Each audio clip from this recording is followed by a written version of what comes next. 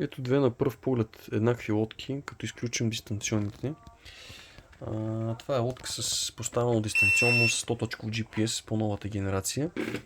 Като базовия вариант на този модел лодки са с такова дистанционни двата модела. Но това е по-старата версия тази, като при нея обхват е по-малък, въпреки че при нея дава, че е до 500 метра. Реално тук обхват е около 200 метра макс, докато при този модел имате до 500 метра обхват, тъй като платката вътре и дистанционното са подобрени, за разлика от този модел.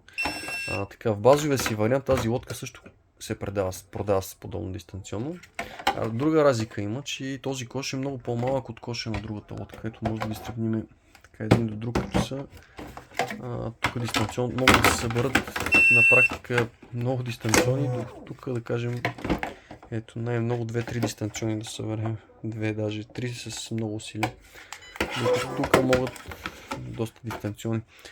По-голямото дистанционно тук влиза цялото, тук въобще не може да влезе, виждаме коша, че е доста по-малък, ето тук влиза почти цялото. Този кош е на практика два пъти по-голям от този тук. Друго нещо, което може да видим е разликата между тези лодки. Реално това е V050 и това е V050, но са различни модификации. Тази лодка може да работи само единствено с една батерия, докато тази може да работи с доста по-голяма батерия или с две батерии едновременно, тъй като от сега е доста по-голям. Ето може да се сложи всякаква вътре батерия. Абсолютно всякаква батерия. И много малка, и по-голяма, каквото имате под ръка.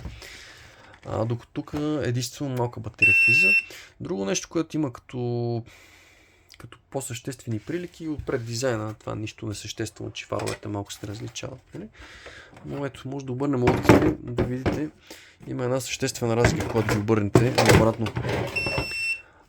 По-новата версия, тук няма дупка. Реално това е производствена дупка, не е дупка за сонар, както ще ви излъжат вероятно много хора.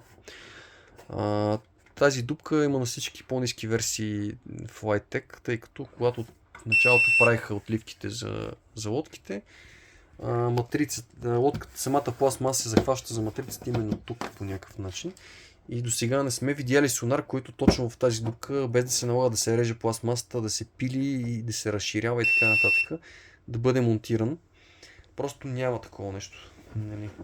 Тази дупка, ако имате така лодка, препоръчвам при първа възможност просто да я запълните, за да не се разваля аквадинамиката. Ето тук вече това нещо е запълнено и няма такива проблеми. Общо взето това е бързото ревю, което направих. За лодките единствено искам да добавя, ако някой иска да ползва GPS, доста добър вариант е да ползва именно такова дистанционно, а не от старите генерации с дръжка отгоре. Ето, примерно, може да го видим. Има 4 копчета. Дистанционно от стара генерация, сега ще се опитам да ви покажа. Ето тук.